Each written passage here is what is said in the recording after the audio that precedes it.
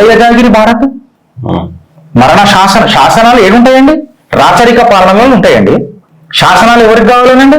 మొన్ననేమో యూట్యూబర్లో పెట్టినావు, ఇవాళ శాసనాలు మాట్లాడుతున్నావా? అంటే మీ రాజకీయ భవిష్యత్తు కోసం శాసనాలు చేస్తారా? ఓడయ్యగాగిరి ముగ్గుపోసి కట్టారా భారత్ని? అంటే నువ్వు అందరం అవులగాలమా? ఏం మాట్లాడుతున్నారండి? ఈయన కాంగ్రెస్ అధికార ప్రతినిధి ఒకడు, నేను పేరు కూడా చెప్పదలుచుకోలేదు, సిగ్గులు శరాలు ఉండాలి వాళ్ళకు మాట్లాడడానికి. ఆయన ఊతపగా మాట్లా ఆయన నోటుకొచ్చింది మాట్లాడడానికి కట్టలేకనికైనా ముఖ్యమంత్రి ఇష్టం వచ్చినట్టు మాట్లాడతారా అండి? మరి మేము కూడా ఇప్పుడు ఇష్టం వచ్చినట్టు వేసుకుంటాం, మరి 2 నిమిషాలు కాదు వేసుకోనికే. ఒక కాన్స్టిట్యూషనల్ పొజిషన్ అని చెప్పి మేము జర రెస్పెక్ట్ ఇస్తున్నాం. మరణ శాసనాలు అంట మాకు రాకరా మాటలు? నీ కూడా జబర్దస్త్ మాట్లాడతాం వల్ల గుణాస్తాం ఇట్లా నూనెలా లెఫ్ట్ రైట్ సెంటర్లో నీ పదవిని నిన్ను వేసిన గుణాస్తాం సార్ రాజ్యాంగబద్ధంగానే. ఎందుకు తెలుసా? నీకంటూ ఒక గౌరవం ఉన్నది, ఒక ఫైటర్ అన్న స్పిరిట్ ఉన్నది.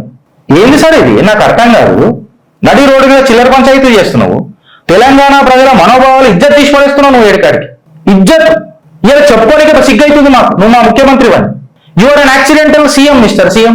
కిస్మత్తుల అడ్డు మారి గుడ్డి దగ్గర ముఖ్యమంత్రి అయిన రాహుల్ గాంధీ శాసనం అంట పీక్ కట్టాలి పెట్టడానికి. ఏం శాసనం? ఓడయ్యగాగిరి భారత్ ముగ్గురు కట్టారు భారత్.